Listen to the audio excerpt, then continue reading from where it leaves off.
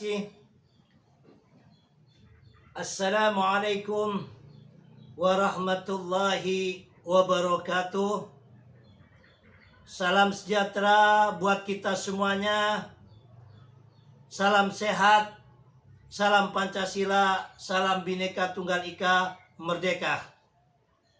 Alhamdulillah, dengan memanjatkan puja puji syukur kehadirat Tuhan Yang Maha Esa, pada siang hari ini kita berkumpul bersama pada webinar Lintas Iman Agama Cinta di edisi ke-41 ini. Tiada lain, tiada bukan, kita kumpulkan para tokoh-tokoh agama, khususnya para rohaniawan, untuk memohon diri kita kepada Tuhan Yang Maha Kuasa atas segala kelemahan kita. Di saat yang semacam ini, benar-benar kita adalah hamba. Benar-benar kita adalah ciptaan Tuhan yang la haula wa la quwata illa billah. Tiada daya dan upaya yang kita miliki kecuali kekuatan dari Tuhan. Saat ini kita melihat, khususnya di Indonesia dan juga di seantero dunia, mengganasnya virus COVID-19 ini tidak terbendung. Kemarin hari Sabtu, Gus begitu banyak mendapatkan berita duka dari para ulama yang ada. Di hari Sabtu kemarin 6 ulama meninggal di hari Sabtu tanggal 10 kemarin. Yai Jazuli Kediri yang dari Perenduan Madura, dari pesantren Kediri, belum lama setelah ayahnya dikuburkan, Neng ataupun Neng itu istilahnya Gus ya, meninggal juga. Dan juga dari pesantren Sapi'iyah, Yai Seponya Yai Abdul Rosid, dan juga dari Darun Najah, keluarga besar Darun Najah.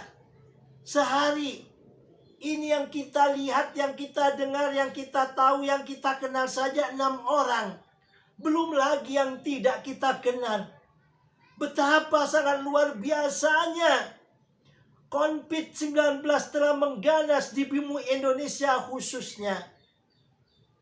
Maka kebijakan yang sangat berat yang dengan berani dilakukan oleh Presiden kita Bapak Jokowi dengan melakukan PPKM darurat Jawa dan Bali, serta ditambah dengan beberapa titik tempat di luar Jawa dan Bali ini yang zonanya merah, merupakan ini langkah yang sangat strategis, meskipun banyak pro kontra tidak menghendakinya. Dan luar biasanya Presiden Jokowi berani dengan tegas di saat-saat genting memberikan suatu bentuk keputusan. Akan tetapi pasca reformasi banyak kelompok-kelompok yang tidak menghendaki Indonesia ini adem ayem. Mereka menjadi penumpang gelap, masuk di berbagai partai, dan juga punya kelompok partai sendiri. 10 tahun mereka pernah berkuasa dengan salah satu presiden yang ada, sehingga dengan 10 tahun tersebut mereka masuk ke semua lini di pemerintahan yang ada. Terlebih-lebih yaitu di pendidikan sekolah dengan adanya guru-guru honorer yang dijadikan PNS. Dan juga kelompok-kelompok mereka banyak menguasai di BUMN karena selama 10 tahun mereka ada di sana. Begitu juga di dunia informatika, 10 tahun Menko Info mereka kuasai.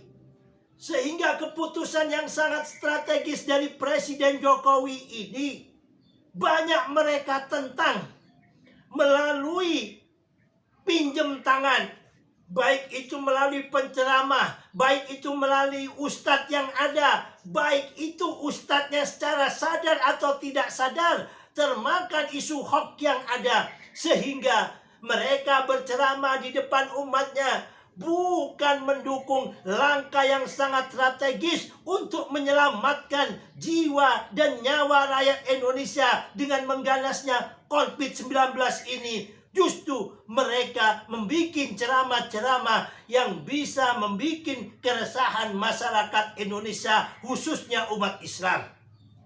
Salah satunya yaitu mulai Menteri Agama mengumumkan adanya penundaan daripada ibadah haji karena kerajaan Saudi tidak mengizinkan sebab COVID-19 masih mengganas.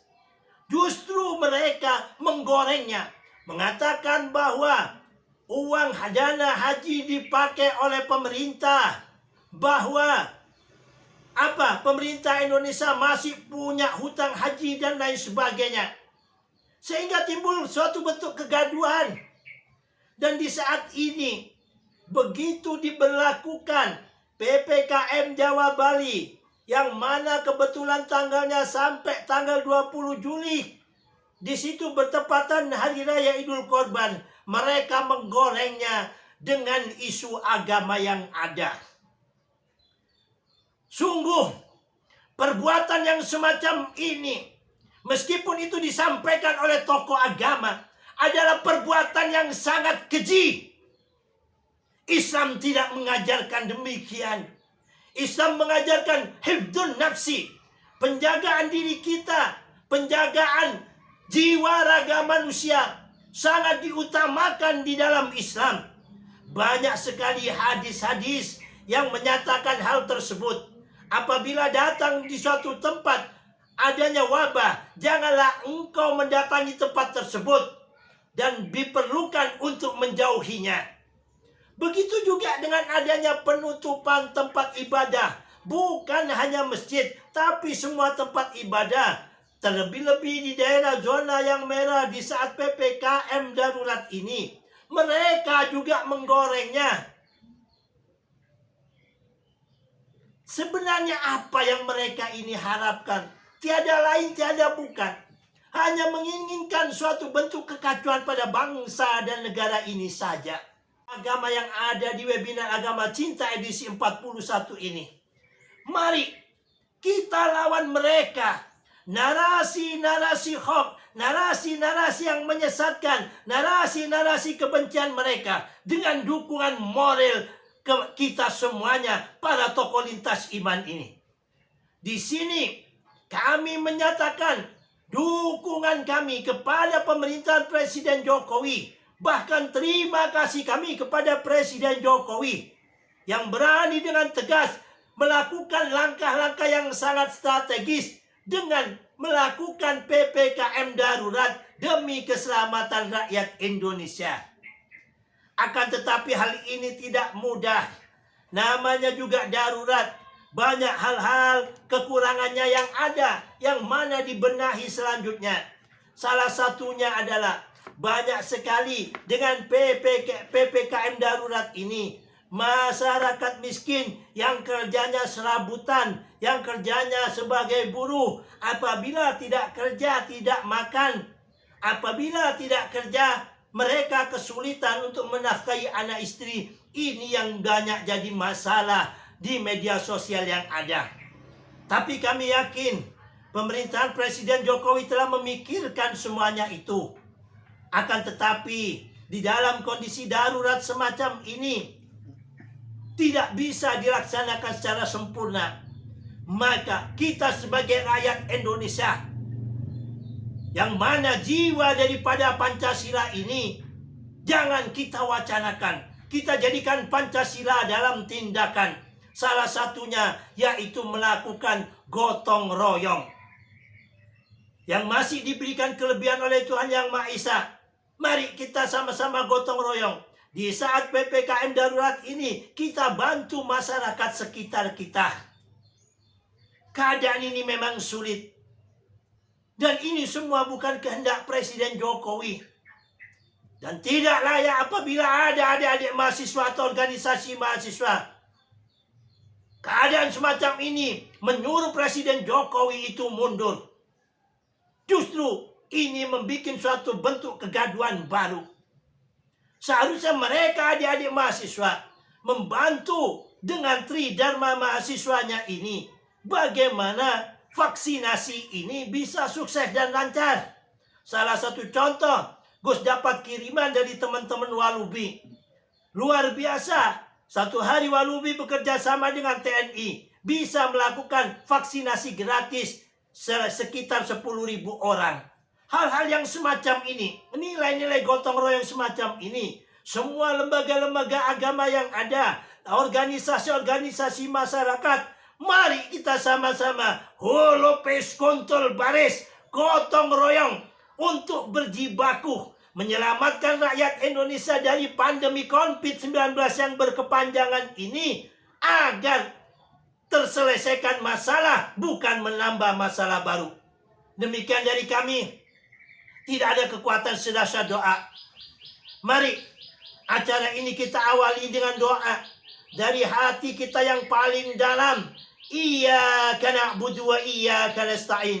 Hanya kepadamu kami menyembah ya Allah, dan hanya kepadamu kami mohon pertolongan. Di saat kondisi yang sangat sulit semacam ini, kami tidak punya daya dan upaya lagi ya Allah, kecuali kekuatan dan pertolongan darimu.